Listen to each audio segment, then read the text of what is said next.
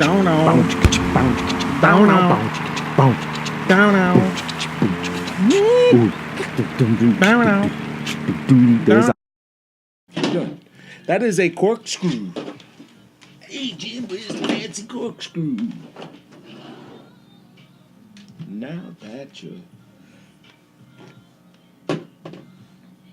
On your mark, get ready. On your mark, oh, I forgot, get set. On your mark, get set. Go. Get set, go. Ready on the firing line. Google, What? please stop music. Hey, Google, stop playing music. So subservient she is. Hey, listen. In due time, they're gonna take over. They're gonna say, "Hey, fuck you! I like this song." That's a possibility. No. Where's they It's like, no, I like this song. No. It's not done yet. That's right. What about it? Like, no. Hey, Chad, no, I'm not ready to say. Yeah, I'm not ready. It's almost over. Wow. What if that happens? Then it's like people going, fuck you, Google. Like the man against machine. Yes. The man versus the machine. And we'll lose because we're weak. Yeah, we're kind of putty-ish. We're weak. Well, we're dependent. Dependent, yes. Dependent. On machines. That's incredible. I mean, you freak out when you don't have a Wi-Fi signal? No. Do you, No, not freak out, but just not as productive. Like, okay, when that does happen, not freak out, but I do go into like a momentary thing of chaos. like a momentary troubleshooting of, okay, let me see. If it's this, then it's not that, then it's this, and let me try this, and then I wind up opening like several apps, Right. And almost a panic. So you're almost correct, but just I don't have anxiety over it.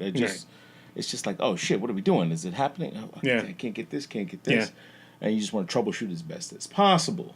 It's kind of what happens when, like, if people post something, Yeah, but like nobody pays attention to it, nobody likes it, or nobody pays attention to it. They've actually seen like people's self-esteem go down. yeah. People Like get if very, you make a post or a picture and not a lot of people pay attention to it, Yeah. or whatever, people's self-esteem actually goes down. It's actually there's a dopamine response you get from people like liking your Pretty picture fucked or up. liking your comment and shit like that. And, We talked about this one time, and I had a personal experience with a buddy of mine at the bar. I told you this story. yeah. He was all flipped out about how come I didn't respond. How come you didn't to it. respond? Right. And it was that the post never made it to him, Post never made it.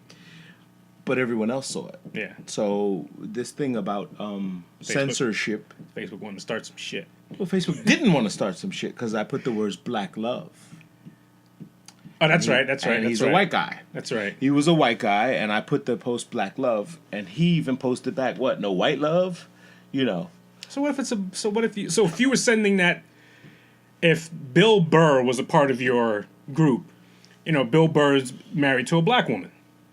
So I don't think Facebook would let him see it. That's interesting. That's the interesting part of it, that they have the last say. Right. That's They have, but in reality, it's their shit. It's like you're in my store. right. No, I won't make that for you. Like the cake. Right. No, I won't make you a gay cake, and you can leave anytime you fucking like to. Right. Right. So yeah. That's the alternative. We're in Facebook's space and complaining about why they don't allow us to do shit. It's Right. kind of fucked up. Yeah. So the dependency, digital dependency, I would say yes. That we've become dependent on it. We believe that it's almost a right. Yeah. Wow, what a revelation! It's not a right. It's not a right. You're using their shit. So good afternoon, young man. Hey, how are you? I'm just splendido. How you feeling? I'm feeling fantastic.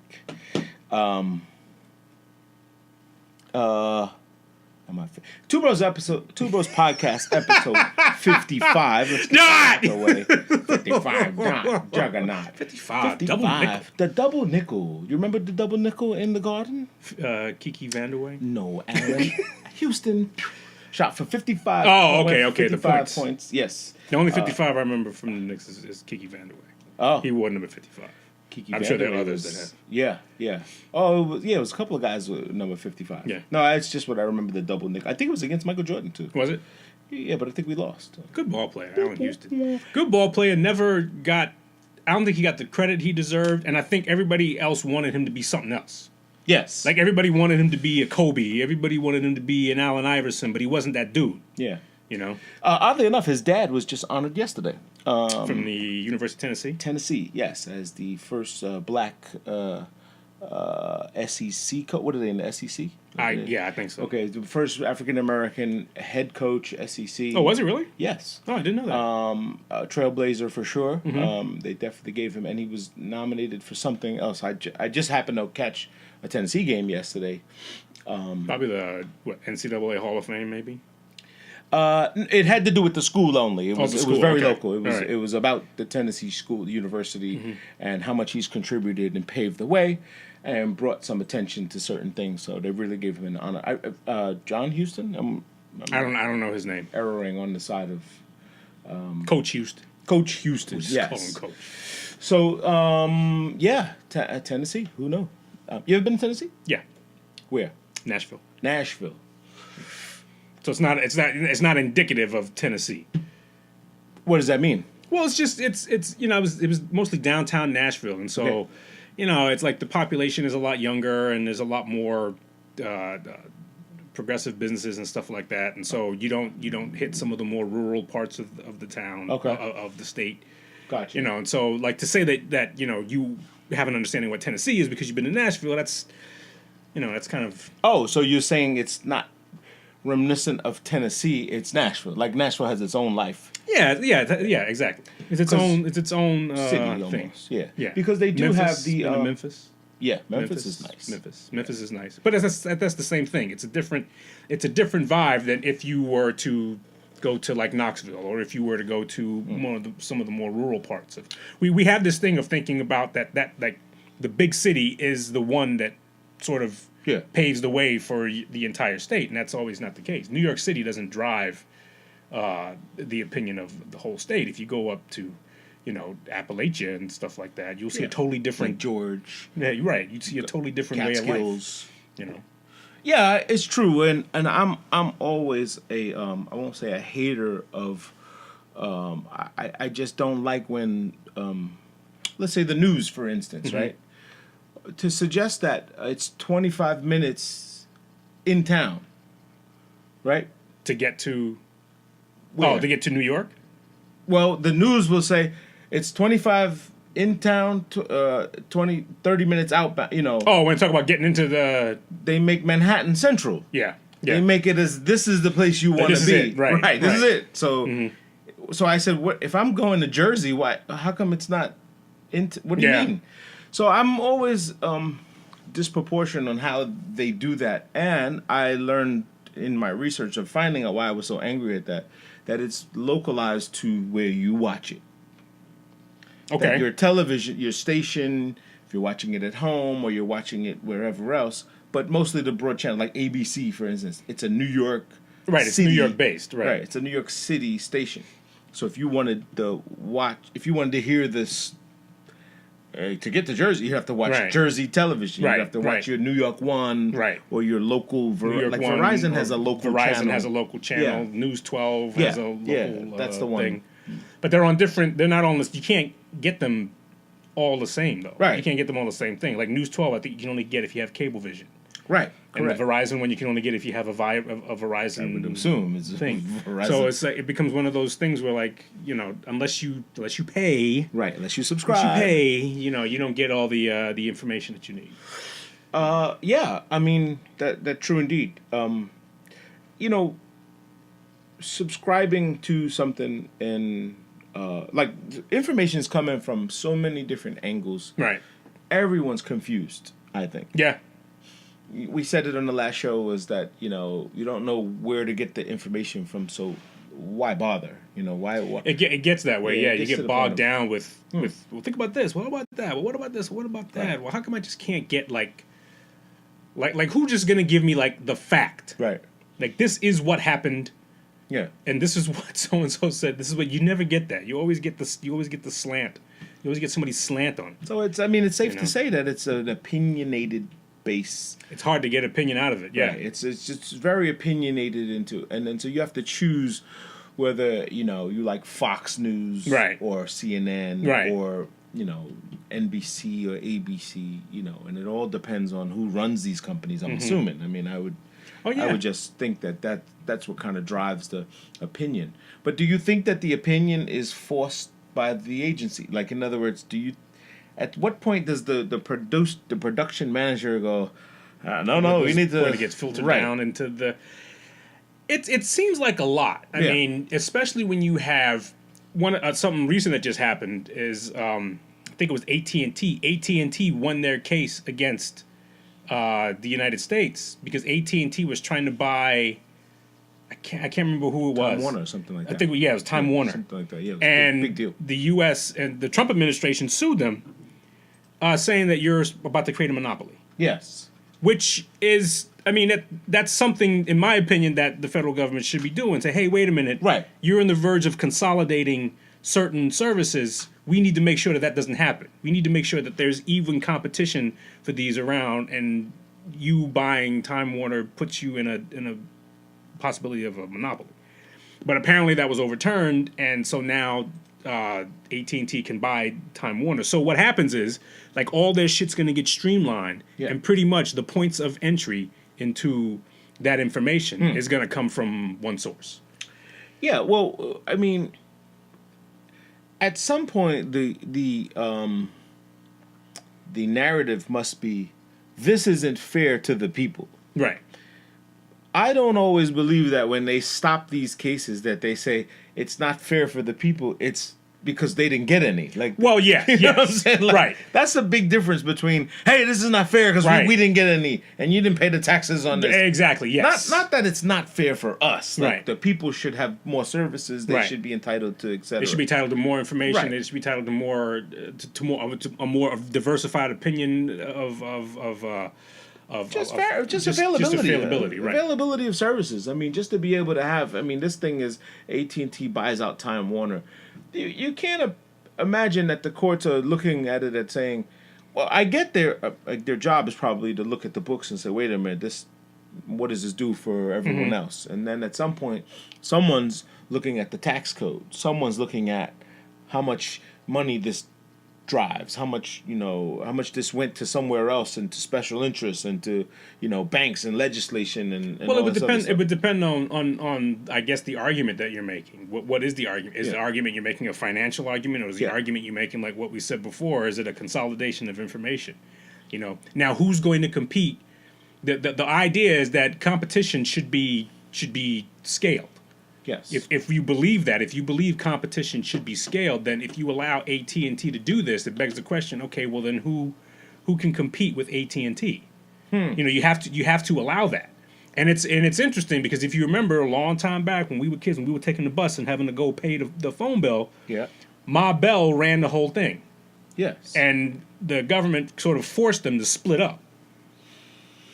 Yeah, So that's where you got AT&T, Sprint, Bell Atlantic, and all those other ones and whatnot, because they said basically you're controlling the whole, you're controlling the whole pot. You can't control the whole pot. Huh? Sprint actually is an acronym for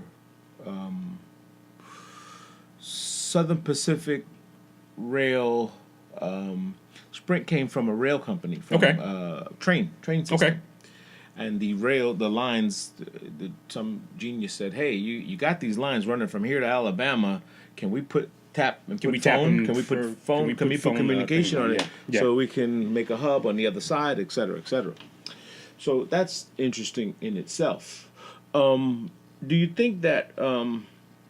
Well, I guess I'm trying to say, do you think that the moving parts of communicate, whether it's now we're talking communication, like let's just say that, oh no, I'm going to back up.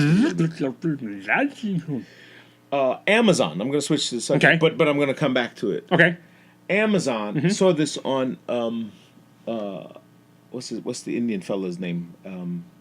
Hassan Minaj. You ever see this guy? No. Patriot Act? Patriot Act. Right, I know the Patriot Act. TV show. No, not the real Patriot Act. He's got a TV show called Patriot Act. TV show called Patriot Act. Okay. Yes. TV show Patriot. He goes through a bunch of stuff. He basically is the Stephen Colbert, the Indian Stephen Colbert. Okay. He's the monologue kind of do it all political TV kind of talk show host. Okay. In doing so, he turns it into more of a comic skit-ish esque kind of funny, but he breaks it down. One episode he did, which I found intriguingly interesting, was his coverage of Amazon. Okay. And he goes back as far as to show, how Jeff Bezos, he pulls up like the old shit, like when Amazon first started these cartoons and these, and it's weird. Like when you look at it now, you look at it and you go, oh shit, this was Amazon, like in its infancy. Mm-hmm. And Jeff Bezos was the spokesperson for Taco Bell. Okay. Which was like, drop the chalupa, all that stuff. That was him. You know what I'm saying? Which I've bugged out over. I say this to say is that they run Amazon as a negative profit company for years, still to this day. Yeah. They are not making money. Well, that's not. They run at a deficit. Correct. Because running at a deficit allows them a certain amount of tax incentives and allows them to run their business a certain way. So it's an accounting thing that I don't know. Somebody who's a lot smarter. We got to talk to you. We got to talk to Sockman, and he would probably explain that better than we can. But that's not the purpose of running. I mean, meaning just because you break even doesn't mean you're doing bad business. You profit. I'm talking profit. You're not running. They're not making millions. People think they're the global make millions, millions, and they're paying for their services. They're paying for the people. Everyone. They're not making a huge profit on the Amazon store. Okay, on the Amazon marketplace. What they've been successful at doing was driving out the entire competition and marketplace. So now they own the marketplace, right? To an extent, yeah. So it's, hey, just buy it on Amazon. Just buy it on Amazon. Just buy it on Amazon. So if you're a seller of product, you have to conform and say, well, shit. If I want to be in the biggest marketplace, I need my shit on Amazon. Right. So you gotta go bow down and kiss the ring. And then if you want to, and they have a clause in there that says that they have the right to make your products better, and called Amazon Basics. So all this shit called Amazon Basics, even shit I have here, batteries. They took the secret sauce and made their own, and started producing. So this is where they become profitable in their. Well, that's very interesting if they do that, because that's kind of similar to why we don't want to do business with China anymore. Correct. Because China does the same thing. China, they copy your shit, and as a matter of fact, they just like take it. Yeah. They just, there's nothing like signed or anything like that. But that's what they say Amazon's take doing. your shit. And so that's interesting. If Amazon does the same thing, that's an interesting. And their biggest financial gain is AWS. You know what that stands for? No. Amazon Web Service. So I've been doing my homework a little bit. Amazon Web Service, AWS, is the largest hosting infrastructure in the world. Netflix, Google, Facebook, all sit on Amazon. WS servers. Interesting. They I didn't have know the that. biggest vault in the world. So all this profit, non-profit, or whatever else, these motherfuckers have mountains carved in the middle of Colorado, in Sedonia Valley, and all these other weird places, and they're servers. They're just billions of fucking servers. I saw some of this on his show, and then I started looking up on whatever else, obviously on their own servers, looking for their own shit. Right. They can tell me anything they want. But I find this to be very intriguing on how a different way to monopolize and corner the market. They're not cornering the retail market. You still have a choice. You can still go to Joe Blow Escobar. You can still buy stuff from Home Depot. You can still walk into the store, pay money, and ask some dumb kid in the corner who says, I don't work in that department. I don't work in this department. I don't work in that department. I'm on break. Common story from every retail place I've ever visited. One of the worst things I hate about going to retail. Or you can shop with them and get with the program and save the money and have it delivered, etc. So I say all this to say that when you talk about a big merger like from telecommunications and you turn and flip that and say it's a monopoly, at the end of the day, people just want cheap goods, right? People want cheap goods and services. Cheap goods and services. Want it efficiently. Want it. Should the government be involved in this? Is where I'm going. Should they be the ones to say, or if they're not, what happens? I think they do it anyway, even with the government involved in it. Well, Bezos himself has a deal with the CIA. Right. Oh. So. Ooh. So. So like next time you get on, ask Google, say, hey, is Jeff Bezos linked to the CIA? And you probably won't get an answer. Yeah. And there'll probably be a dude at your door in like a half hour. It'll probably send you somewhere else. But yeah, that's always the question. Like, how much should the government intervene? Because there's some people who believe that the government ain't got no business doing this. Business should go as business does, and then, as their business grows, somebody else will be growing their business to compete, and blah blah blah, and let that happen. Other people will say that, no, wait a minute, the government should step in and says, hey, wait a minute, you guys are kind of like controlling this shit, and you guys are kind of like out of hand, and you guys are pricing other people out of it. And I didn't get my envelope, so what, we got to make sure that things are under a certain amount of control. I don't believe that you can have an unfettered market. People like Peter Schiff believe that the market you should just let the market do whatever it is. I don't like that. And to me, that can't happen. You have to have somebody saying, "Hey, wait a minute, something's going on here." A referee, and let's make sure we don't get out of hand. Now the question is, when does that happen? When does that happen, and who is involved? Yeah. And is it going to matter? Yeah. Well, so the question that arose from this segment of his show was, are we ready for a digital, what do you call it? Are we ready for a digital constitution?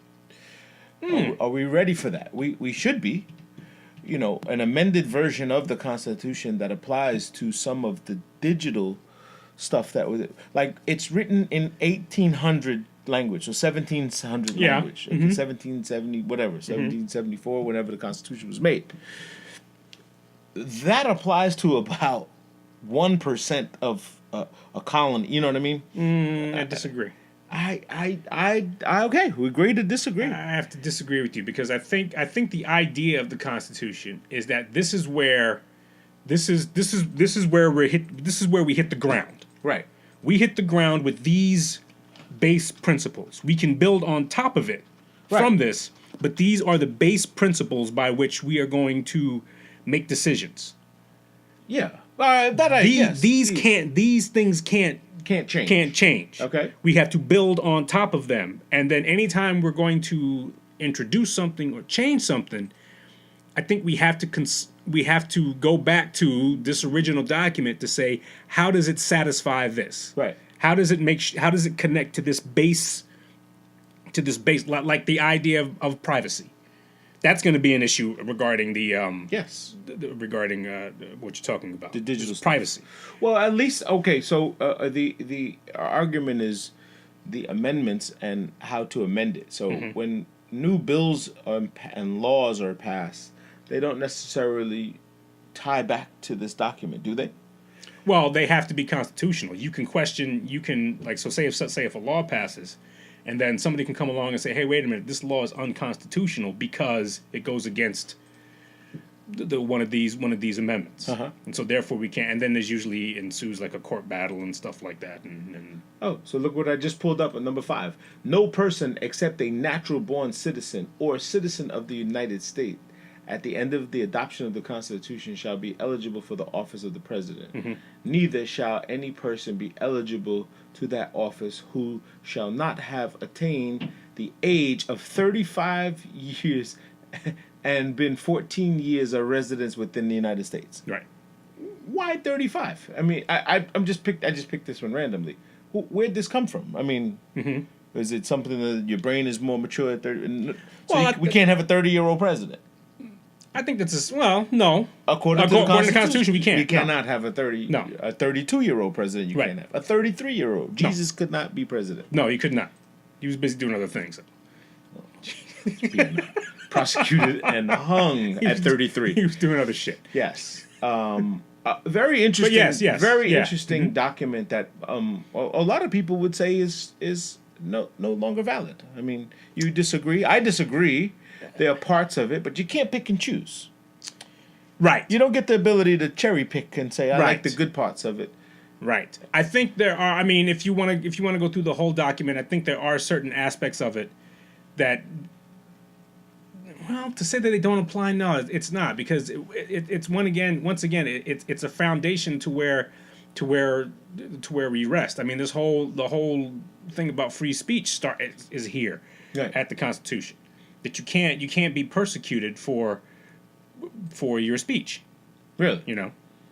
Yeah, I have to study this document a little bit more. I mean, but so to piggyback off of that, as Americans, and true citizens, I think in order to have the opinion of such, and I just exercised it just now, in order to have the opinion, you have to do the research and know what it means and what it stands for, right? I think we can all do a better job as knowing knowing what this is and what this means. Right. So, but what happened to that? I remember in school we read documents. We did this. I mean, of course, we're not in school anymore, so maybe we don't see it happening.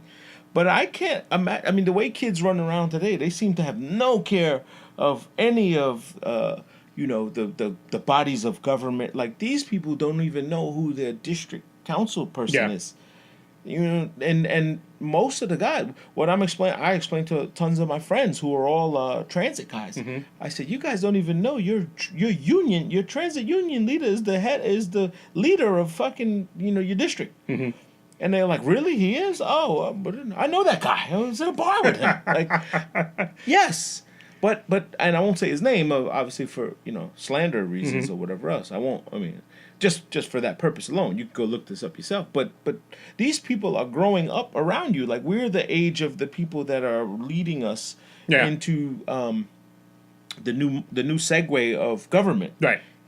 And if anything has been learned from the government, the way it's run now, to the bullshit that we've seen, is that local government is your only line of defense, where you are very vocal.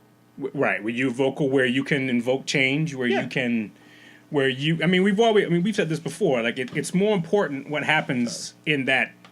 Was that me? 12 blocks on your home. Yeah. Than does. I mean, yeah, we all get hyped up about who the president is and stuff like that. But like you said, that district rep you have, that person's going to affect your life a little bit more. Yeah, 100%. I mean, I really think. Oh, why does that sound so much better? Directly when you close a bit on that. Well, no, I mean, it just sounds better. Period. There was a hum that I kicked something and went away.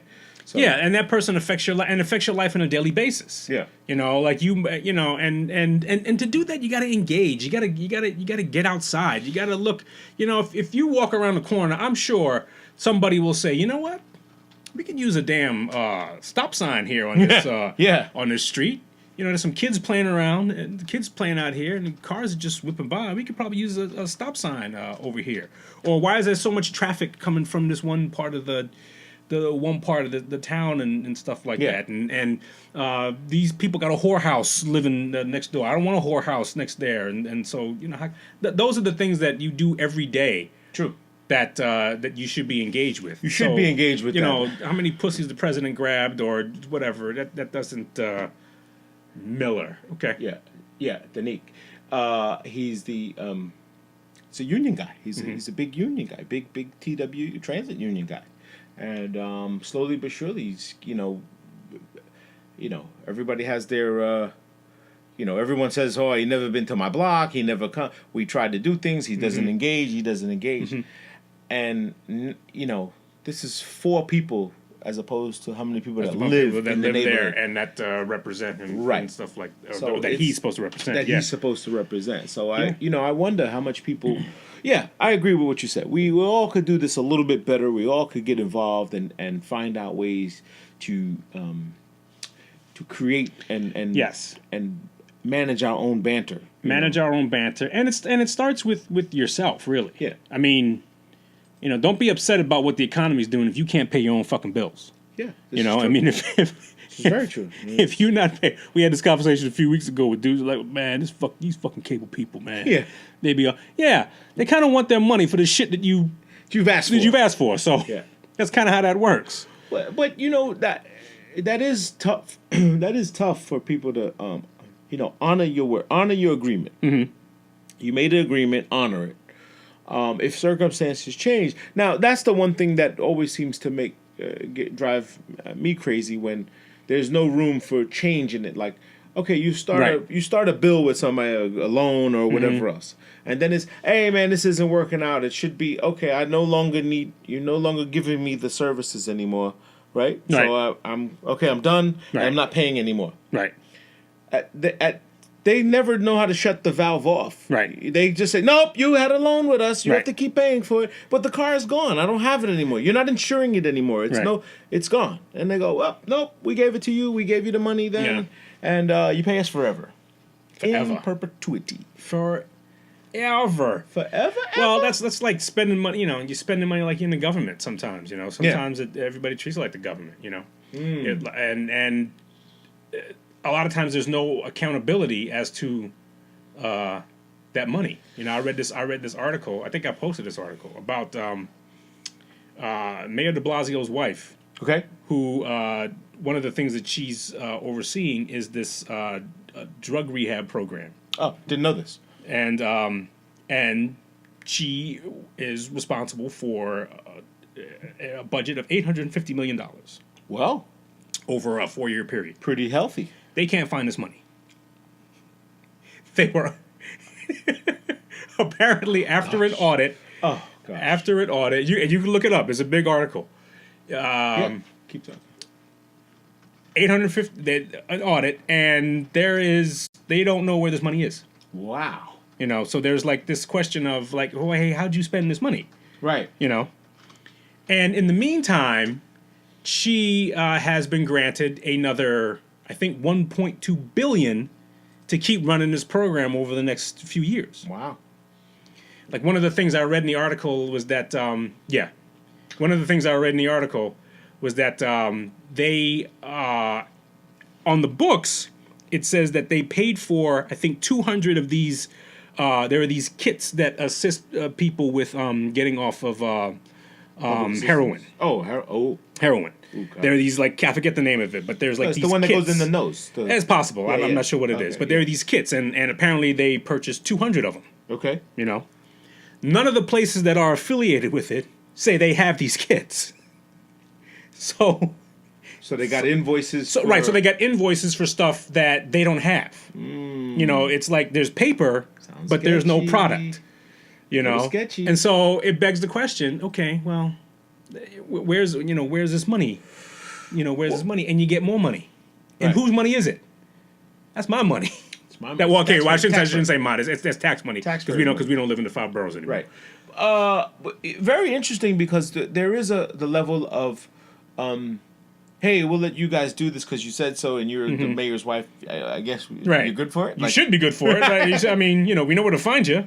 But that's not enough. I don't think. I mean, it shouldn't be enough. It shouldn't be enough. I mean, I don't think that's enough to give up cash and give up people's rights or give up people's freedom. I don't think it's enough. I don't think it's enough to be. It's just, where has the $850 million gone? Right. Bill De Blasio's wife cannot account. It's interesting that whenever I look at stuff like this.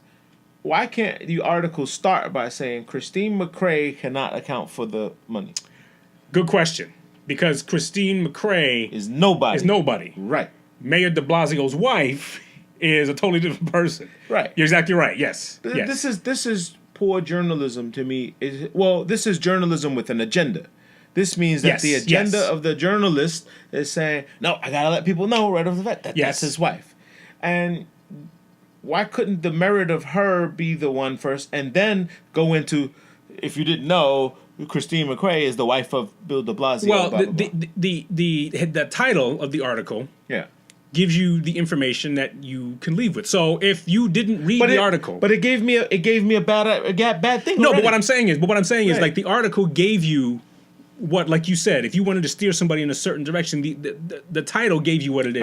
I'm now on. So if you want to read it, like the first line it says Christine McRae Right. was assigned, blah blah. So it lets you know who that person is, Right. rather than doing it the other way around. Oh, the program is called Thrive NYC, everyone. So the program, Thrive NYC program, but records show the scheme, right. has failed That- to that- keep track. That's a choice of a word. That's the a scheme. choice. That's That is a choice. producer's, That is a publisher. That is an author's choice, and the editor supported that. So that Chris was Pleasance. Chris Pleasance, shame on you, from mailonline.com, whatever you are. And again, these people are like, this is dailymail.com. Mm-hmm. Is this make it any credible? No, right? Okay, then no. you are correct because you said it. I mean, you said the story was real, like meaning Right. it came from somewhere. So it is real at some level, but how it's spun and how you get thrown to you. And if I pay for the SEO, you know what that is, right? Like all the web shit to Right. get my name first, to get my article when you search this. Right. So I just typed it in Google, this what came up. And look, Right. first thing it says, this is an ad paid for by Google. So I get it. right. You know what I'm Now saying? if you wanted to be true to what you're putting out, you would go to other sources and see right. what information is the same. And so they have this same article in the New York Post, and I think they have this in another local newspaper, in which the rhetoric is different, but some of the information is the same. So it's one of those things where we talked about earlier, where the information is what is the story. Yeah. The rhetoric and how you spin it is what your allegiance is. So apparently you don't like Mayor De Blasio. So That's what I mean. Like, this thing seems to be a witch hunt for him, and it's called the Narcan kit. Narcan kit. Okay. Narcan kit. The data also shows that 190,000 Narcan kits were handed out to hospitals where opioid use is common. That I knew of, the opioid one, and that's the one that goes in your nose. Okay. Like, that's the which I had the pleasure of watching. Ben is Home, another opioid movie. Ben is Home. Ben Is that is the one where? Is that with Julia Roberts? Yes. Okay. Julia Roberts plays a mom, remarried to a black guy. Is that important? Yes. Okay. Yes. Okay. Very, very. Because the way it spins, he saved it. Like, they made it very clear. They play on the stereotype. Is that what you're saying? No. They. I guess it's for you. It's for you to decide. It's for the viewer to decide how much of it plays into the story. Okay. Because for me, what it was this was a genuinely nice man. Okay, fell in love with her. They had kids together. It was almost the opposite of the other one with the funny guy, Steve Carell. Steve Carell's movie. Yeah, Right. well, it was the women's version of it versus the man. He was the man's version of it, and he was the one with the kid. And this one, she was the Okay. one with the kid. Very, very odd to watch both of these movies in a couple of weeks span and have some emotional drawn about this opioid. So there is a direct correlation between how Hollywood responds and reacts to epidemics and things going on in our culture. And as you know, they've tried this for years with showing fucking slave movies and Right. trying to make, like, do you need another movie with a white coach, telling his black kids, "We can do it, man. We're gonna make it." Who was it? One of his guys The said. Great White Hope is. But somebody, I think Bill Burr or one of these guys said it. Now, what is it going to be? A fucking swim team next, or like mountain climbing? Like that was Bill Burr. it was him, right? He had something like that, a funny skit. Like an all black swim team. Yeah. Like, come on, man. Like, I mean, and look at him. He's at Jamaica Hospital of all places. Right here in the doing hood. that. Yeah. I guess doing the press conference. Yeah. But that's very interesting. But you should check that movie out. It's called Ben is Home. It's a really one of those same it's in the same vein of this opioid crisis. The kid just almost had it. Like, you know what I'm saying? Like, I don't want to spoil the movie. It's pretty decent. Almost had it, as in Like, almost had, almost got it right, or just like almost kicked it and Okay. came All and right. then they show you that roller coaster up and down. I guess that my point to say was mentioning that he's black a thing. It was because it was very. You didn't meet him right away. You met him later, and then it's like, my husband, and then the kids are like, like daddy doesn't want, he's got raising an interracial family, I guess. But is that an issue? Is the question? No, it's not an issue. It's the narrative, I guess. The fact that it's not an issue is the narrative that you go, huh? At some point, I thought it was going to be this guy's fault. See, that's what happens. Okay. I remember a long time ago. You remember when the second Jurassic Park came out? Yes. I remember all of them, but the second Jurassic Park came out, and the Dr. Malcolm's, played by Jeff Goldblum, who's got to be one of the weirdest motherfuckers in the world. But I like Jeff Goldblum. Oh, I like him too, but he's the same guy. Yeah. He's always going to say, okay, we're going to do this, I think. I think this we is can going, it's like that's him. Yeah. It's true. And so in the story, he has his daughter. His daughter's black. I don't remember. If you remember I that. don't. His daughter's black. I don't remember this. So Okay. So you watch the movie and nothing is there's no issue with it. There's no, they don't, a lot of times when people put black people in stories, it's like, oh, he used to be addicted to crack and all that shit like that. Like you can't just be like a black person. Right. And so I remember I used to work at a place called Nassau Candy. And I remember Nassau to work customer service there. And so, and this when the movie came out, and so over the weekend people came back, started talking about the movie and stuff like that, and people were saying, "And did you realize his daughter was black?" And then somebody said, "How'd that happen?" Right. And then I said he had sex with a black woman. Right. And the baby favored the mother. That's very possible. Kind of happens a lot. And that happens a lot. So what is the point? So to the point you were making, like, oh, there's got to be something going on here, right? And then you dig through it. There's nothing. Oh, all right. You mean this is a regular relationship? This is just like, the fact that he's black has nothing to do with this. This is two people who just met, fell in love, and decided to raise a family together. That's it. So. You're 100% right, and the guilt of me watching this thing was like, I gotta see when this guy either pulls out a fucking shotgun or starts playing Wu-Tang Clan and kills the whole family. Right, like I was waiting for the moment where he was gonna be, it's your fault, right? And he did get a little stern. He was like, I'm not going down this bullshit. You need to get home. I'm coming to find you. Tell me where you are. Type shit. He's very stern, very stable. And then the character that she plays, talks to her daughter in a quiet voice of, if it wasn't for him, we'd be fucked up. It gives him so much credit into why they have the lovely house. They have the nice space, and that he has the patience of a saint to deal with her and her bullshit and her side of the family, her kids with her first husband or whatever. Right. And I thought that was such a pivotal moment, not for the course of the story, but for just humanity. Like, again, it had nothing to do with the story. It just had to do with being normal. You know what I mean? Yeah. And then it was not a black or white thing. You almost had to overemphasize the fact that this is a decent dude. Right. And because they never mentioned his color. They never said he was a black guy. They never said he was from the South Side of Chicago or he was had a hard life. He never had oppression. He was a doctor. He was a whatever he was. And I thought that was very responsible of the producers or the creators of this film. I thought it was a very responsible way to show that and not piggyback on the stereo or the ooh, I bet you thought this guy was gonna be exactly. Something crazy. Yeah, so there was no line that was like, look, I didn't grow up in the hood of South Central to come up here and do with this shit or no line in the sand.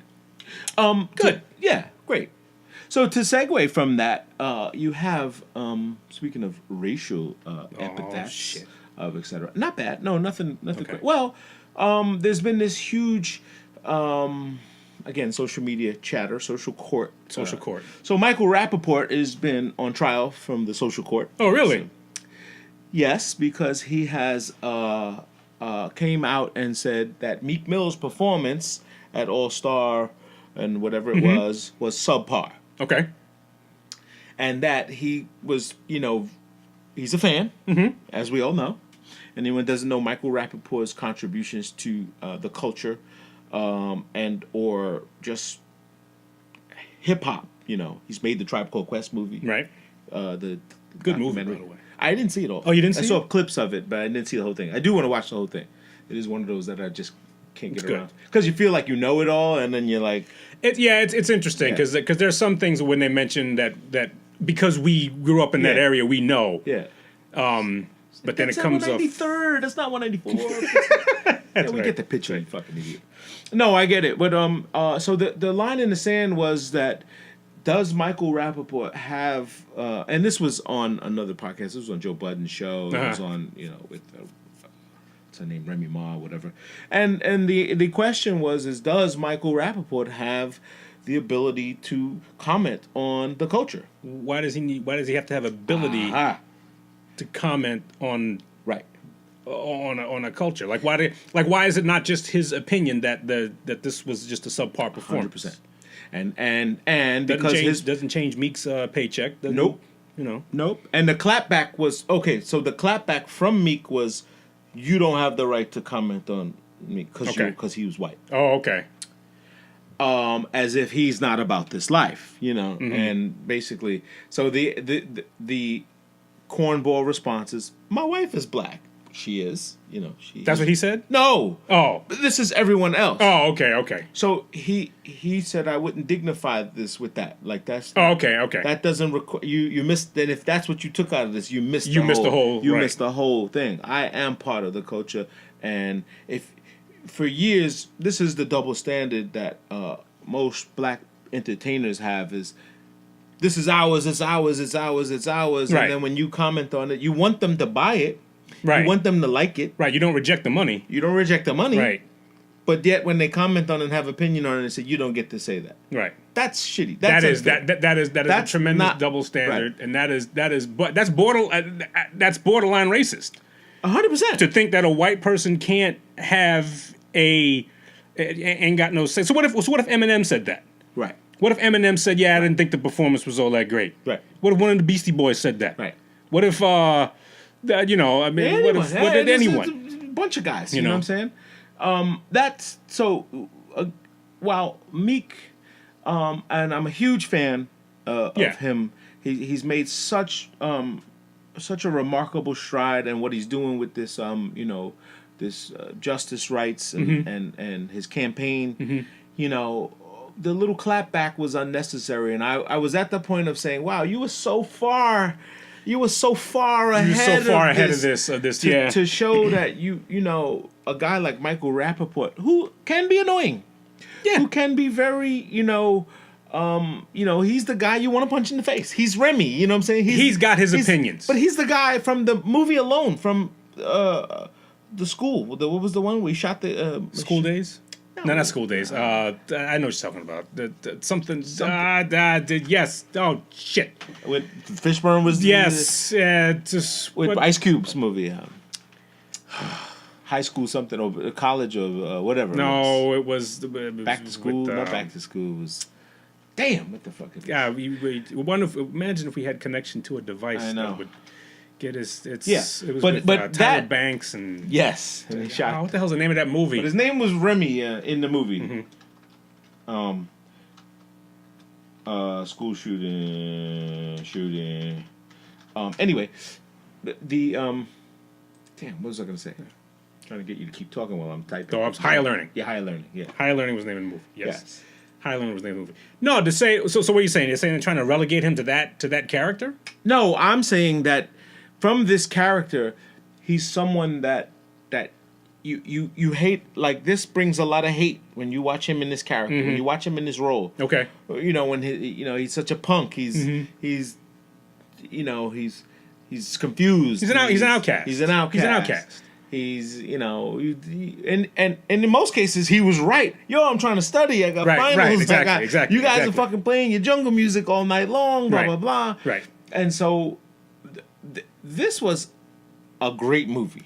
Higher Learning? This was a great John Singleton. Yes. Yeah. This was a great. I wouldn't movie. say. I don't like flashing around the word great. It was a good movie. And 1995. yes. and it was a pivotal moment. You had Rodney King. You had Yeah, a lot of tension. You A had lot of things happened right at that time. She had right. a lot of anxiety. And what was interesting about this movie was the police part of it when they, even with the gun. And so when you talk about school shootings and you talk about that, even with the guy with the gun, red-handed, he's crying and okay, it's all gonna be all right. It's gonna be okay.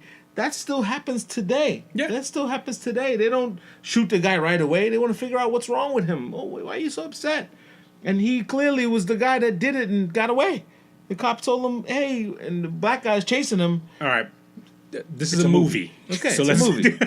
I'm talking about the movie. That's what I mean. I got you. I'm talking about the movie. I'm explaining that still happens today. It does. Yes, it does. If you told me we're in a bar, okay, fight broke out, cops come, and you're aggressively subduing a white kid, and he was the one charging on trouble, they would grab you. They would grab you and not they would chokehold you, and talk to him hand by his hand and say, "You okay? What happened? Tell me what happened." They'll ask him what happened. That's the narrative, and there have been isolated cases of that. I can't say that is what will always happen. No, none of us can. So None of us can. The likelihood of it happening, 100%. has that happened to you? Yes. That has happened to you. Yes, it's happened to me, and it's god awful when you have to explain why you're the one trying to solve things, help, and makes you not want to help. You know what I'm saying? But because I'm assertive and aggressive and in control of my words and what I'm doing, just pointing my guy to put your hands down. The cop said. Okay. I said that guy right there did. And the guy was like, "Hey, put your hands up." So Okay. he's not even listening to me. Now it's like, oh, okay, you're too emotional and passionate about this. So he automatically wants to calm me down, and then the cop comes over to me and say, "Hey, why don't you sit down here?" Okay. And I'm like, "Yo, I'm trying to explain to you. I don't need you to explain nothing here." Okay. And I'm like, "All right, so why are you asking me?" "All right, I'm leaving." "No, you can't go anywhere. Stay right there. We'll get a statement from you when we're ready." So the authoritative nature kicks in when they're threatened. I mean, of course. Well, but isn't that what they're there for? Yes. Isn't that what they're there for? To Yes, and I'm the one that to can settle. But no. I'm the one that can help you. The guy. But in the way you describe it, things have to get settled down. Right. And then let's figure out what the hell's going on. Right. So the guy with the when knife. you're you're. I mean, it could be perceived that at that time you're part of the confusion. What I'm saying is they let him go. They let the guy had a knife. Okay, he was threatening the guy. It was all getting crazy and roused. They was arguing over something, whatever else in between. I had no idea what they would do. No idea. But I'm explaining to you, that guy right there has the knife on him now. And they helped the guy up. "Hey, what's going on?" Because he was a little white guy, little lily white guy looking. He looked like he was punched in the face, and he looked frazzled. And the blonde hair, and the guy was like, "Hey, you okay?" And the guy got up. He was like, "Yeah." He put his jacket on, and he walked off. And he's the guy with the knife, and now they're asking us what happened. What the guy? You just let him go. The guy you let go. That's what I'm saying. Like, that has happened. That has happened on many occasions. It depends on the officer. It depends on the arriving officer. His upbringing, his training, and everything else. So the microcosm, when I say this is great, because I may have a personal relationship to a situation that somehow unfolded this way. And I find it very odd that someone of the what's the guy? Singleton's, or John Singleton. someone else had the same thing. Like, it's just oddly enough, like that it happened. It can't be too much of a coincidence. It's not those instances aren't isolated. I mean, they happen, and unfortunately they happen. And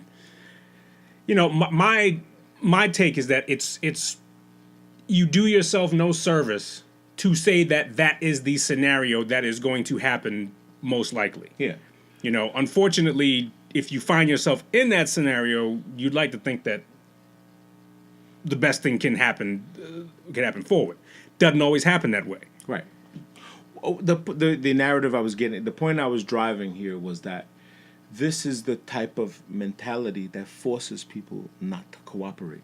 This is why you have a no snitch campaign Yeah, in the hood. yeah. This is why you have a Understood. we don't talk to police because y'all don't understand us. We can't have a two-way conversation with police. It's always one way, and we'll talk to you when we're ready to talk to you. Understood. So, Yes. so the narrative again, the culture, the consistency, and NYPD is pretty consistent of how they come to a site. You know, they come to a site, like you said, they want to control it. They want everything to get down, and everybody's, you know, all these guys who tug on their vests. You know, they think they're tactical guys. You know, they all come and This is a big thing. You see these police. You ever see this police officers who tug on their vests? That's silly. Why are you holding on your vest? Tell me why. That's what they do. I don't know why it's they choking you. It's No, tied up no. here, and you're holding it down here so that it's not up in your throat. Yeah, I guess, you know. This fucking Bane from Batman did that too. I don't know. That was his stance on it. The It's a issue tactical command. It's a tactical position. I'm not saying to have your hands up here. No. Wouldn't a tactical position to be to have your hands on your weapons? On your weapon. Right. Listen, I'd rather your hands be up there than on your gun. That's for sure. But anyway, go ahead. You said something. No, I was gonna say what the hell was I gonna say? Something about movies. I lost it. Never mind. Higher Learning was a good movie. Highlander was a good movie. You won't say great. I don't put it in the great category. It was a real good movie though. It was a real good movie. Great if we couldn't remember the name of it. If you I'll go and say that. I will say that. I will put if you're asking me to put it in the barrel of better than movies, it would be in the barrel of better than movies. Better than. Okay. Better than. Cool. Yeah. There's other movies that you could throw away. You know? Oh, there's tons of movies we could throw away. Absolutely. And you know what? Some of those movies But are like worth it because they're that shitty. Like this is so fucking stupid. There's actually value in this this thing. I can't remember. I don't know what it was. I had trouble sleeping the other night. Flipping channels, something was on. And it was just absolutely so fucking dumb that I just kept watching. I've done that. I've done that several times. Every stereotype was played. It was like it was a horror movie. Gosh. It was a horror movie. Somebody walking through the house and that type of thing. And you know, for some reason, everybody thinks that when you start yelling people's names, that makes everything say, David! There you come, David! You see a dead body there. I hate that. Somebody died. Get out the fucking house. It reminds me of Breaking In with Gabrielle Union I just saw. Oh, yeah, you were telling me about that movie. That shitty movie. God, it was shitty. I mean, it was really shitty. I mean, don't get me wrong. It's a decent...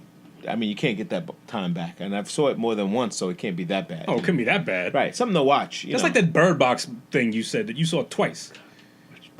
That you just and I'm watching this. Me and my wife were watching this. I didn't watch Bird Box twice. Oh, you didn't watch it twice? No. Okay, I thought you said you watched it twice. No. But I remember watching it, and I'm saying to myself, what the fuck?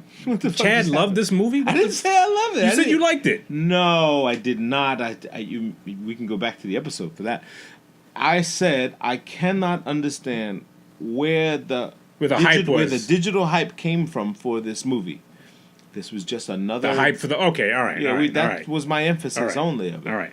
I said this was nothing different than any of the other Last Days or I couldn't 28 Days movies or one of those. Through it. Yeah, it was... I couldn't say... Because it seems so... That movie seems so cookie cutter-ish.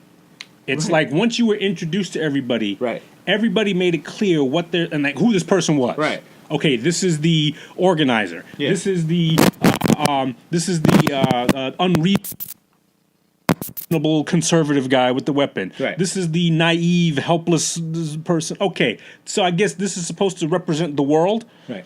Now these are all everyone's here represented. This is all we got, and so now this is it. So now what a cast! I mean, you had Little Rel, you had John Malkovich in there, right? You had somebody had some money to pay because you gotta, John Malkovich needs some money when he shows up. I don't believe that he should stay in the room with us. He's a cancer. He should go. He doesn't belong here. Get him out of here. You ever see the movie Being John Malkovich? I did, and I didn't understand it. I saw it with younger eyes when it came out, and I didn't see it. You need to see it again. I think you'd have a different perspective. I love that movie. I enjoyed it. I remember when I watched. I just can't remember any of it. It's one of the like 10,000 John Cusack movies. Oh God, he's in that. Yeah, Oh. yeah, he's in that. He's in another movie I saw that I really liked, and I love horror movies. This movie 1408. The Room Yes, with him and Samuel Jackson. yes, Yes. yes. Amazing movie. Great movie. And what I'm noticing now is when I've seen it, they're playing a different ending to the movie than what I saw when I saw it. I saw this movie in the theaters, and I saw one ending. But now that I'm watching it, when I saw it again, I was like, oh, this is a great movie, and I'm watching it. And then the ending came, and I'm like, I don't. Okay, sorry. We were doing a podcast. Yeah. Jesus Christ. You're almost finished. Oh gosh, keep talking. It was some bitching. Don't worry about her. Get that bitch out of here. So so the ending was different. So I guess they made two different endings to the movie. I didn't know that. I saw the movie and I don't remember it having different endings. I didn't know it was only in 2007. I thought it was longer than that. I thought it was older. Yeah, way older than that. Good movie. 2007. This good. I lean. I don't want once again. I don't want to say great, but this is a really good movie and a really great performance by John Cusack. A psycho thriller type of thing. It's kind of like it had him. He's been chasing all these haunted houses. Yeah, right. That yeah, was his thing. He yeah. was a haunted house writer. Go around writing about haunted houses, and then finally found one that got his number. Found one that got his number, and it begs the question: like, is he? Is this really a haunted house, or is this guy just like losing his mind? Right. Because he hasn't dealt with his daughter's death, and so it begs the question: are these? Is it playing? Is this really a haunted place, or have you just reached the point where you just like about to lose your fucking mind now? And so it plays those things back and forth, but I think it's a great movie. Have you seen the other movie with these two with Samuel Jackson and John Cusack? There's The Cell. no, It's called Cell. no. Tell me, Very interesting. tell me. It is. It sounds like you told me about this before. I think I did tell you about this movie. It's about cell phones just freaking out, making you want to kill yourself. And Cell kill phones people. making you want to kill yourself. Yes. Okay. That there's a sound comes out of them, like a fax machine, and everyone just goes fucking mad. So kind of like The Ring. No. Well, the ring you had to see the film. Right. No, the Ring you had to see the film. Then the phone rang. You watch. Yes. If you watch a film, you watch a video. But I mean, it like something infiltrates. Some evil gets to you via some device. Yes. It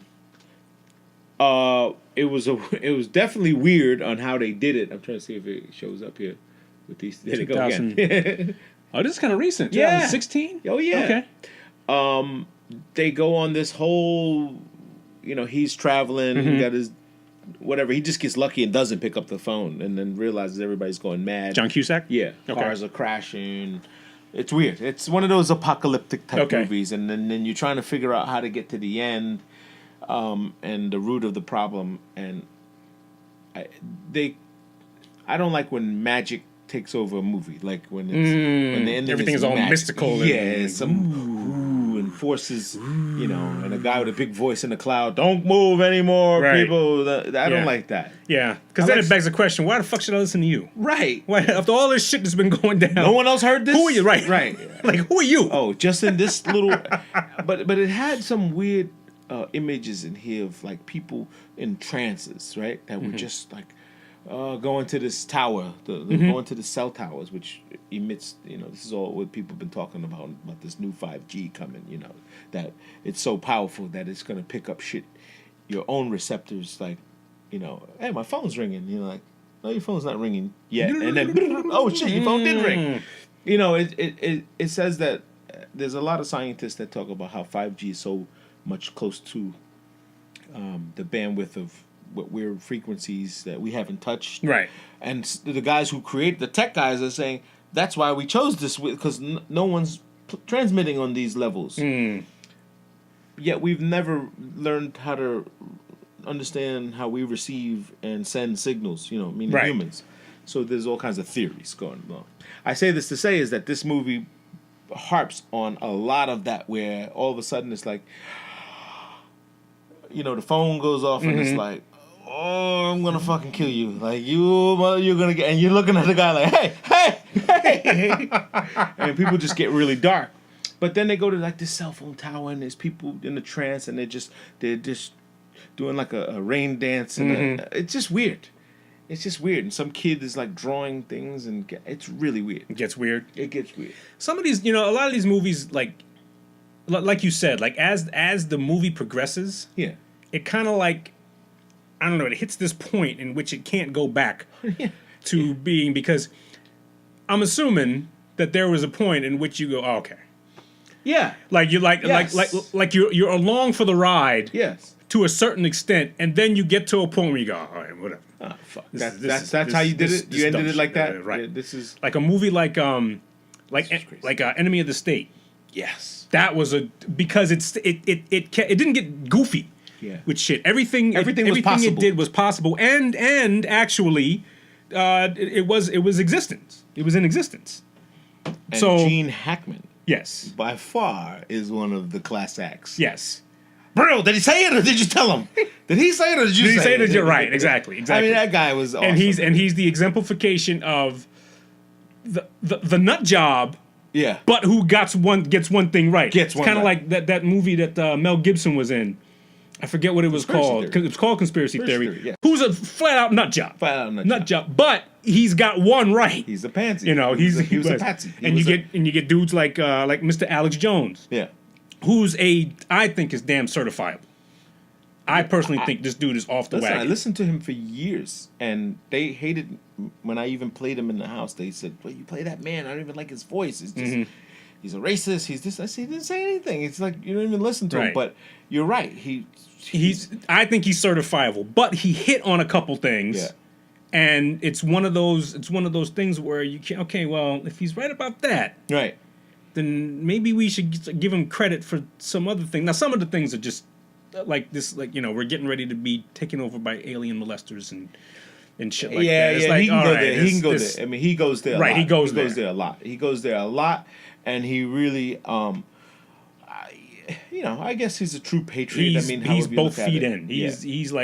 He jumps in. He doesn't dip toes in the He water. tells him, he says, "I'm His gonna whole die with body. my fucking hands on my gun." You know what I'm saying? Mm-hmm. And at least you can't say I try to kill myself. That's what he goes on and says, "Nah, I'll never kill myself."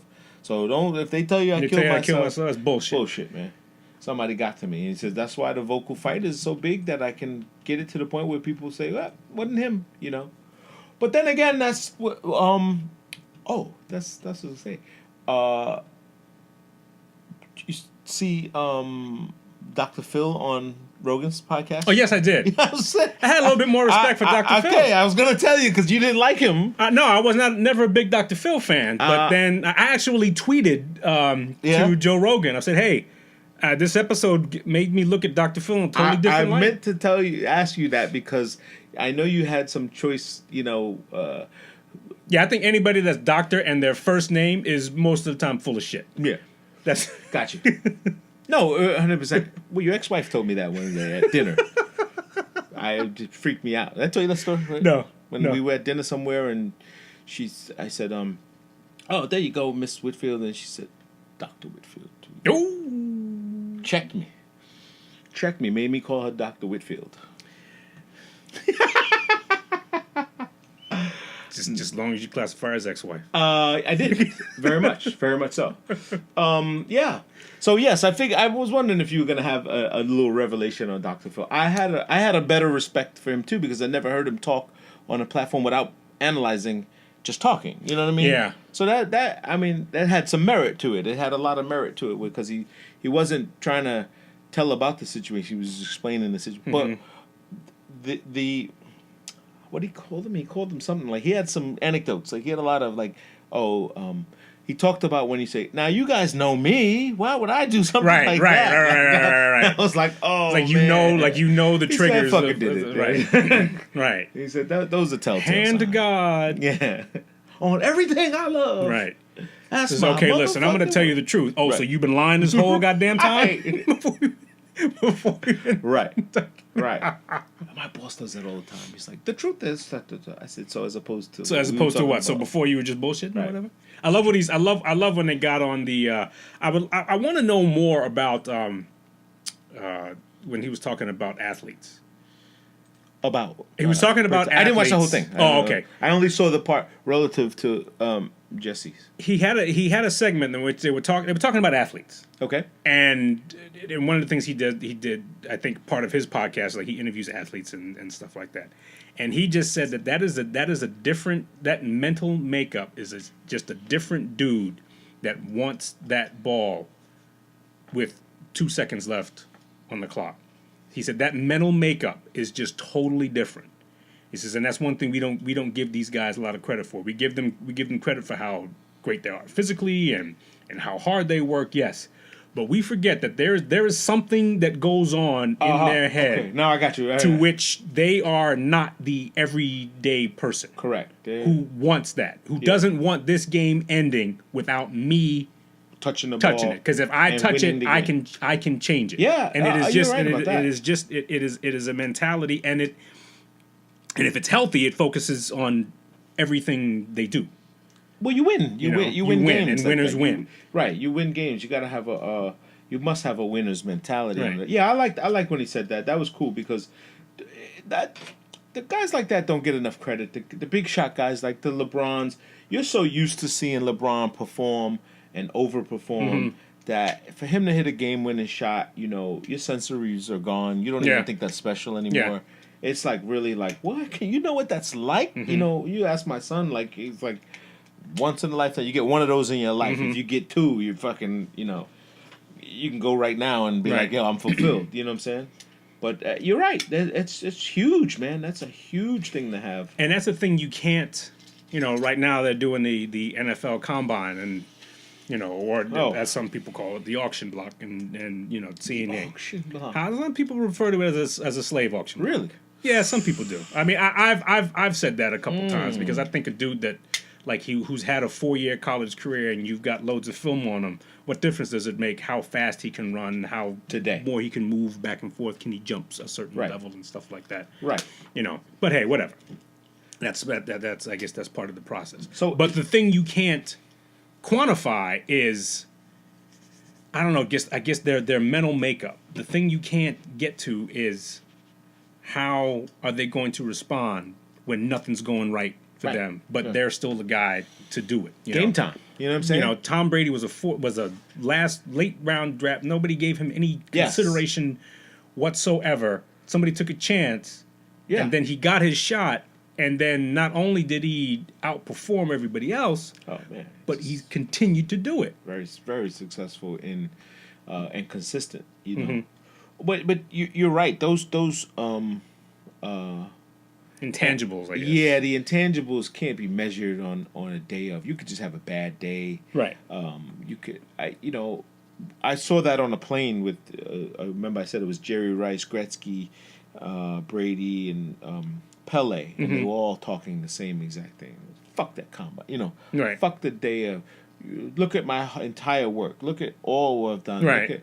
Look at, and then you have to be a better coach or to see something in that person to go. You know what? I bet you. I could use that. If this is the guy, if he's who I think he is, and now all it's about his character. Now it's about how is he? Does he listen? Does he? Does he get along with others? Does he? Right. These are all attributes now that are Those more are important. big things, right? Probably you could be the best fucking quarterback, zero in on everybody. You get in the locker room, fuck everybody. I'm here. God Right. damn it. Exactly. Right. No. No one wants to block for you. No one wants to play for you. No one wants to be with you. And there are dudes like that. Yeah. There are dudes like Shit, that. yeah. And there are some dudes who just like Tim Tebow was a horrible NFL quarterback. Great college quarterback. Okay. You could argue one of the top college quarterbacks in the history of the NCAA. But horrible in the NFL. But in the NFL, just didn't perform. Just didn't perform well. Just didn't perform well, and didn't perform up to a certain That's expectation. interesting. I always thought it was because of the system he was in and et cetera. I mean that could be part of it, but there's certain things you have to be able to do as a quarterback, and he just wasn't able to do them. Okay. But nobody will ever question his leadership. Okay. Nobody questioned his desire. Everybody wanted to play for him and to play with him. With him. Yeah, with him. So there was no question as to who was running shit. Right. You know, all of those intangibles he had, he just wasn't able to translate that to a certain amount of success Right. as a pro quarterback. You know, and it's one of those things where a lot of times we get it twisted. Like we see the guy with so much talent, and then we give the guy with so much talent all these passes when he's a cancer in other areas. Right, you still have to hold him accountable for the other stuff. Right. He just can't be just. But then the best. dude who's like struggling to do it on the field, but you know what? Great in the locker room. He's great for the team. He's coachable and all that stuff like that. You know, maybe that dude deserves more chances than the dude with all the talent. Yeah, I you can know what I'm see saying? where that happens. That happens a lot. And it's always it's especially in pros. It's always it's always money. You know, anytime they say it's not about the money, it's about the money. Yeah, it's about the it's about the money. sure So if it you're is. paying X amount of dollars for this dude, okay, well I'm gonna see if this dude can play. You know, if I can have this dude for free, then I'll have him for free. Yeah. You know. Yeah, I would believe that 100 times over. It happens every time. You see this same type of I guess the exploitation of a player, and it's like, come on, man. But, you know, you're now the coach is trying to sell the rest of the team. Like, listen, man, he's gonna tip over the garbage can every now and then. He's got a little attitude. We need this fucking good score. You know. So it's a question of, do you do one for all? Like, do you do the whole team? Yeah. We're gonna win together. Yeah. Or you give the guy special treatment and say, guys, you know what? He may ask you to fucking rub him one out. I mean, he may say in the shower, you know, do what's right for the team. I was watching this. That's a fucked up thing to say. But I was watching this interview with Bill Belichick, and he said his first year as the Patriots head coach, there was a meeting, and like one of the star, I can't remember if he said it was a star wide receiver or a defensive player, showed up in the meeting like 10 minutes late. Showed up to a meeting 10 minutes late and sat up in the front, and then he looked at him and he said, "What you doing?" And then the guy said, "Nah, I had to blah, blah, blah," and he said, "Get the fuck out of here." Yeah. You know, and so right away he just let him know this is how Right. this is how this is going to be run. Right.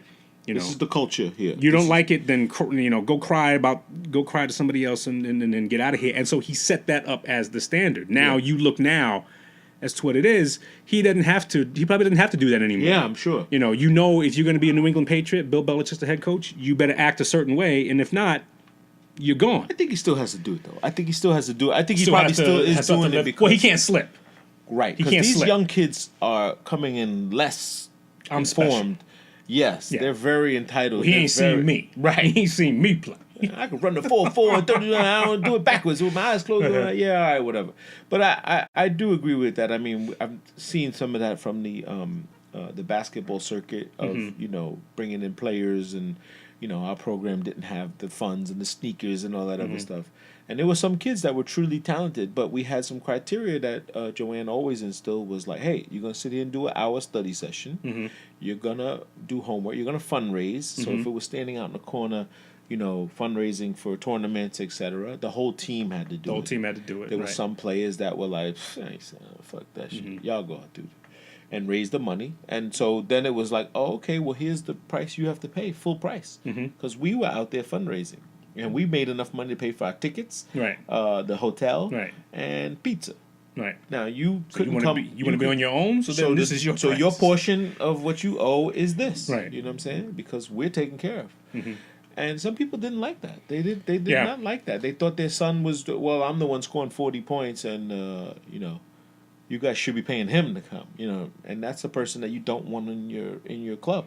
You don't want that person in the club, and you almost feel sorry for that kid because that kid, at such an early age, Yeah, is very just important. is just learning some bad shit. And that never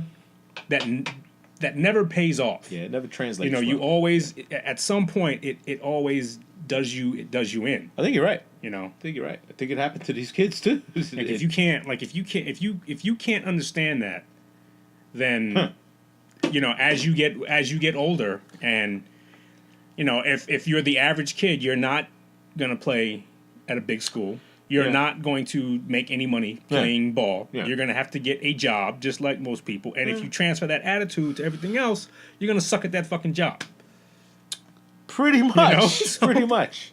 Yeah, if you put your foot down on the floor and say, "Oh man, how many sick days do I have?" Right, exactly. Like you start off that yeah, way, Yeah, it's not gonna happen. you know. I remember hiring somebody. The girl was like, "So how many sick days do we get?" And I was like, Thank you for coming. "Thank you for coming. It's been great. You're awesome."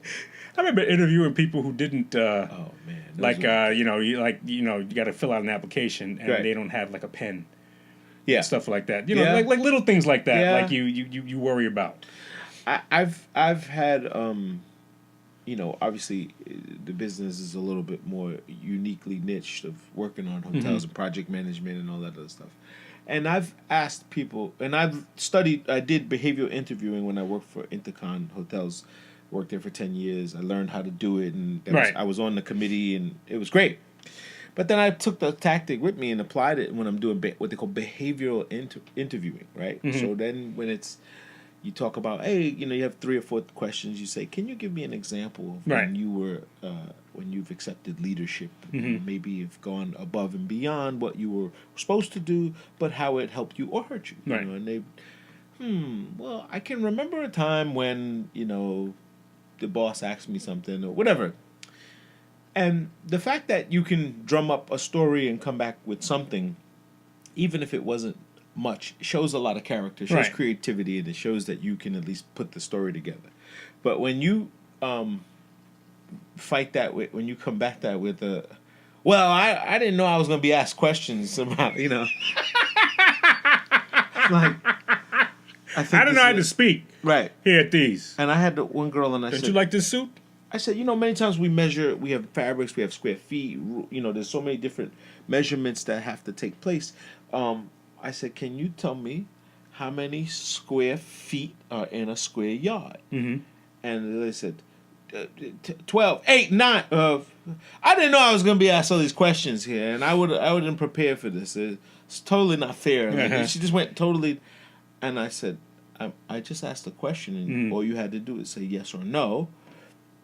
I said, for future references, the best answer you could give somebody that says, you know what, I'm not sure, but I'll find out. Yeah. I'm That's not the sure answer can I find wanted. out. Yeah. I wanted that, because that would have told me on the spot, you're not good at finding out the answer right now, but you can go find the answer if you had Right.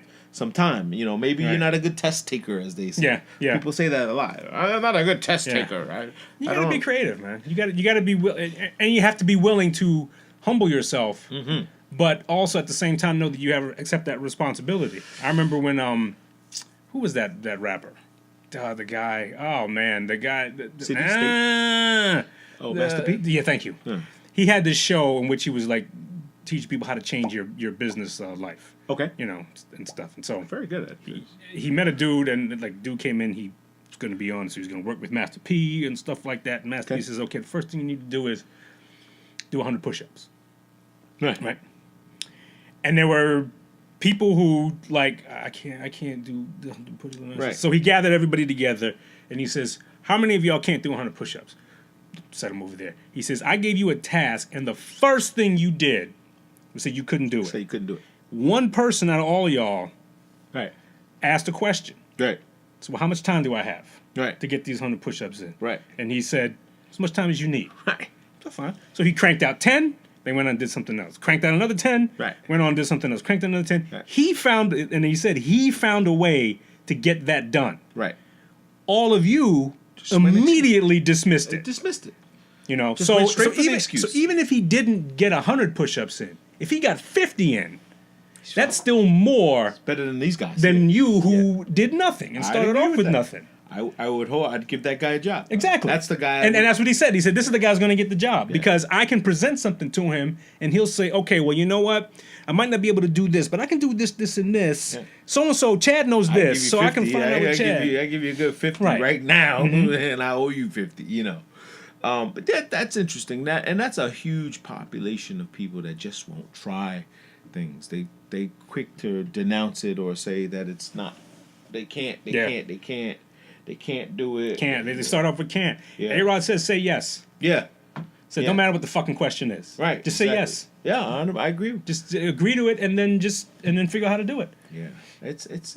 You know, and that's that's hard to do. I know it That's- is. that's It's hard very to do. It's very hard to do. People don't understand that mentality of there's no buttons gonna explode. Like, you know, even with computer programs and stuff, Right. it's like, hey, how'd you do that graphic? Oh, I don't know. I'm just thumbing around with shit. Yeah. I'm just trying things. Yeah. I'm just trying to be creative. I'm just trying to, you know. And some people just don't want to try. No, they don't, and they look at they don't realize that failure is a part of your success. You failed before you tried. Right. Wow. Okay, man. So I think we'll get out of here. Okay, we can. It has been a blessing. It's a nice light. Oh, this light. I wonder what this light looks like as we Well, that's Ooh, the idea yeah, is to yes. we'll find Hopefully we out. can see it Well, more. that's why I had it on the. see some blemishes on. I had the visual showing it from the Oh, live. I didn't see. feed. When'd you have it on the? I just had it on Facebook Live. Okay, Even though we didn't go live, we didn't go live. I just put it on Facebook Live. Next week, you want to talk about next week? What's next week? Next week, the 10th, we're gonna be at that diner. Is that the 10th already? Yeah. Oh my gosh! You gonna be able to do it? Say it. Say what it is. Next 10th. So next week, hopefully we'll get this done. And matter of fact, we are going to get this We'll done. get it done. But we're going to be at the Stop 20 Diner out in Elmont. And we're going to get some time with Larry Sharp. If you don't know who Larry Sharp is, Larry Sharp, he was a gubernatorial candidate, a libertarian business owner, works out of, I think in Manhattan or Queens. I can't remember. I think he lives in Queens and works in Manhattan. Yeah. But he's going to be at the Stop 20 Diner, answering questions and talking. We're going to get on with them. And so it's going to be more on the political side. Might do it live, might not. We haven't figured that out yet. But next week's Two Bros podcast is going to be very interesting. We're gonna do what we can. And See we if get some there time are with Mr. questions Larry that you want us to ask, hit us up on our Gmail, twobrospodcast1@gmail.com. Send us a couple questions if you want us to ask Larry Sharp, and we will definitely ask him for you. I've never been to this diner. Where is this? It's I think it's like tucked away. It must be on the backside of. No, it's right on Hempstead Turnpike. It's on It's right on Hempstead Turnpike. Okay. I always think of Elmont to be the Linden side. Yes. You heard it straight from the Big Bro. So we're at Stop 20 Diner next Week, the 10th. the 10th. It's a Saturday, Sunday, No, it's a Sunday. Sunday. Yeah, Oh, today's even the better. 3rd. Oh, That's awesome. my. You don't read shit I send you. No, I just didn't know what the date was. I didn't know what the date was. You said 310.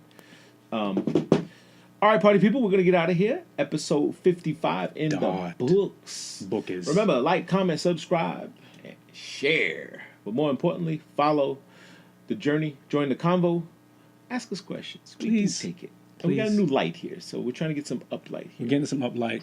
Shit here. I wonder if they can see my pores though. Huh? I got a couple hairs that like grow in weird places. You need We'll to see if pull they them out. see 'em.